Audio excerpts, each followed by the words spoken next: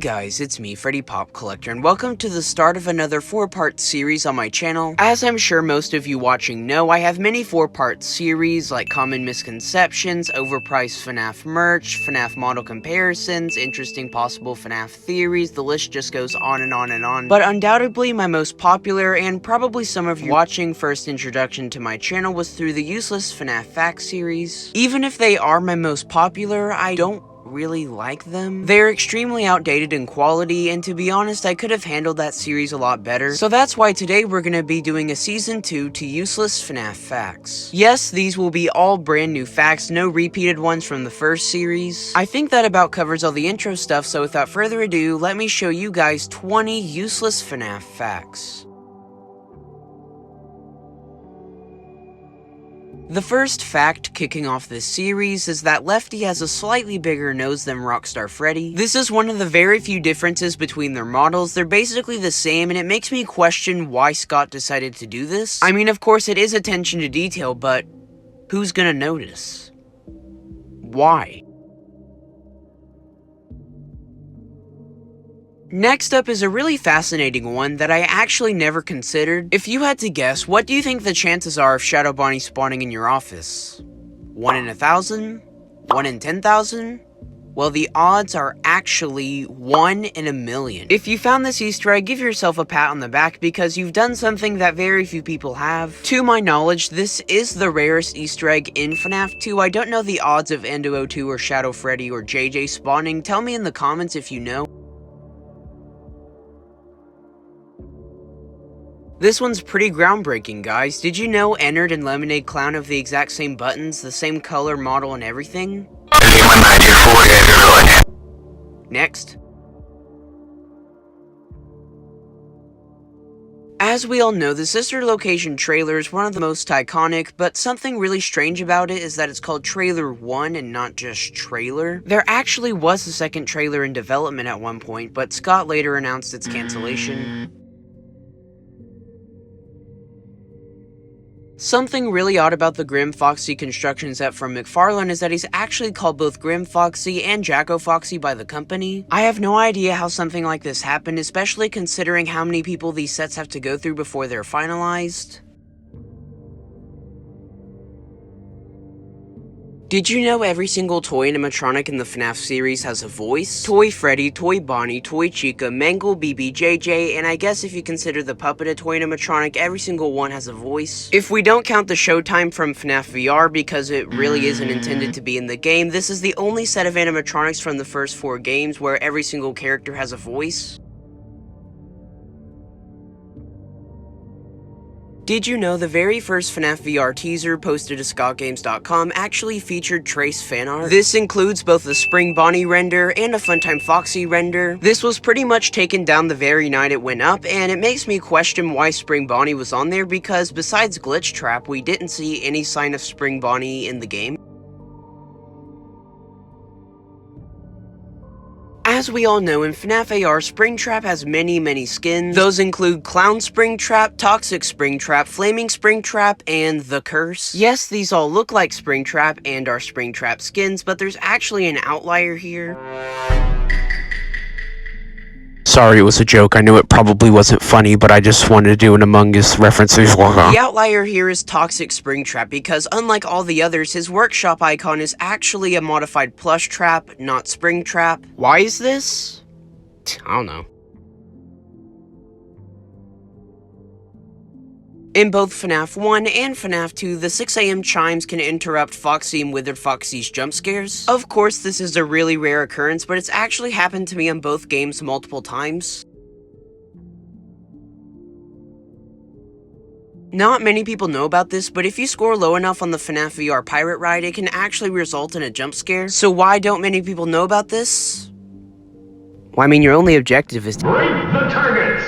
Hey guys, before we get into the final 10 facts, if you haven't already, please like and subscribe. As most of you watching probably know by now, my main goal for 2021 is to reach 100,000 subscribers. If you guys could help me out with that, that would really mean a lot. It's something I've always wanted to accomplish. I personally get annoyed when people ask me to subscribe in the middle of their video, so I'll go ahead and wrap this up. If you decide to subscribe, thank you so much. You'll be notified every single time I upload, and with that, let's get back to the video. Balloon Boy's buttons actually changed colors throughout the FNAF games. BB's buttons are white in FNAF 2 and FNAF World, but they're black in FNAF VR and AR. I actually brought this up in my FNAF model comparison series, but decided to bring it up here because it's a useless FNAF fact. I mean, what are you gonna do with this information? Huh?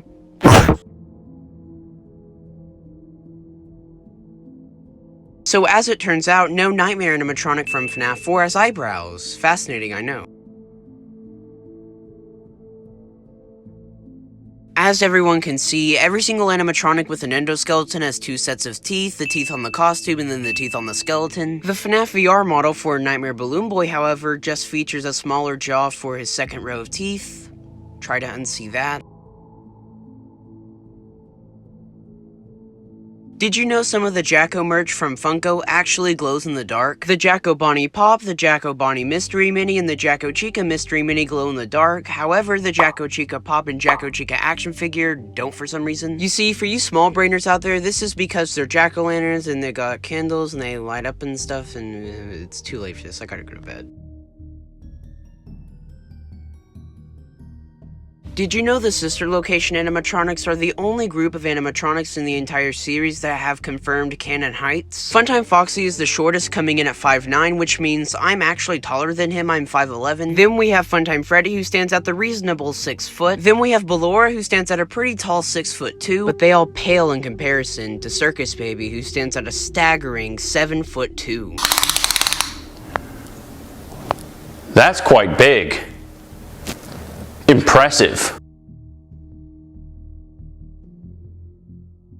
In the final FNAF 6 cutscene, every single animatronic we've salvaged throughout the week is present: Molten Freddy, Scrap Baby, Springtrap, but the only one we don't see is Lefty. I don't know why Scott decided to do this, because it would have been a great way to show the puppet was inside Lefty all along. Of course, Henry literally tells us the puppet is present, but it would have been nice to see it visually, both to show you Lefty's not in it, and also because it's freaking hilarious. Here's Henry's speech sped up. I'm sorry to interrupt you, Elizabeth, if you still even remember that name, but I'm afraid you've been misinformed. You are not here to receive a gift, nor have you been called here by the individual you assume, although you have indeed been called. You have all been called here, into a labyrinth of sounds and smells, misdirection, and misfortune. A labyrinth with no exit, a maze with no prize. You don't even realize that you are trapped. Your lust for blood has driven you in endless circles, chasing the cries of children in some unseen chamber, always seeming so near, yet somehow out of reach. But you will never find them, none of you will. This is where your story ends. And to you, my brave volunteer, who somehow found this job listing not intended for you, although there was a way out planned for you, I have a feeling that's not what you want. I have a feeling that you are right where you want to be. I am remaining as well. I am nearby. This place will not be remembered, and the memory of everything that started this can finally begin to fade away, as the agony of every tragedy should. And to you monsters trapped in the corridors, be still, and give up your spirits. They don't belong to you. For most of you, I believe there is peace, and perhaps more, waiting for you after the smoke clears. Although for one of you, the darkest pit of hell has opened to swallow you whole, so don't keep the devil waiting, old friend. My daughter, if you can hear me, I knew you would return as well. It's in your nature to protect the innocent. I'm sorry that on that day, the day you were shut out and left to die, no one was there to lift you up into their arms, the way you lifted others into yours. And then, what became of you? I should have known you wouldn't be content to disappear. Not my daughter. I couldn't save you then, so let me save you now. It's time to rest, for you, and for those you have carried in your arms. This ends, for all of us, in communication.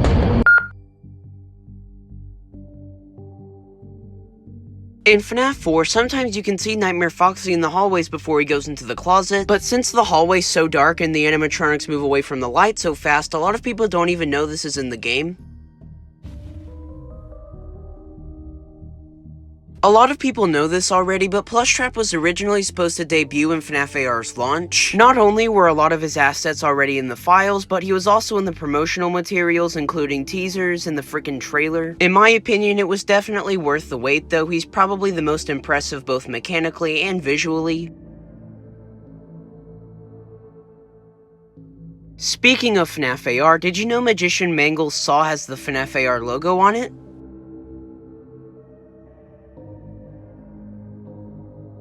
And the final fact we'll be going over today is that FNAF 2 was originally slated to be released in 2015, but of course Scott Cawthon has the opposite problem of me. Instead of releasing projects too late, he releases them too early, and instead of the game coming out in 2015, it came out in November of 2014. And with that being said, that was some useless Five Nights at Freddy's facts.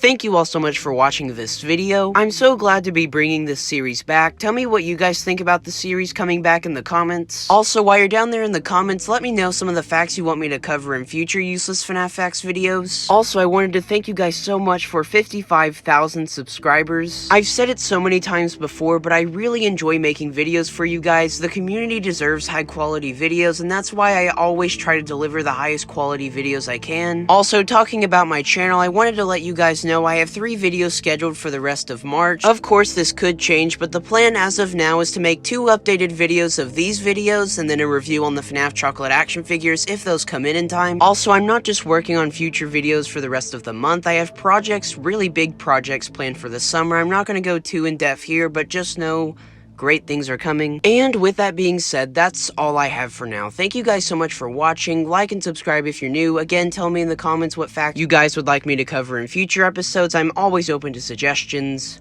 And I will see you guys in the next video. Bye.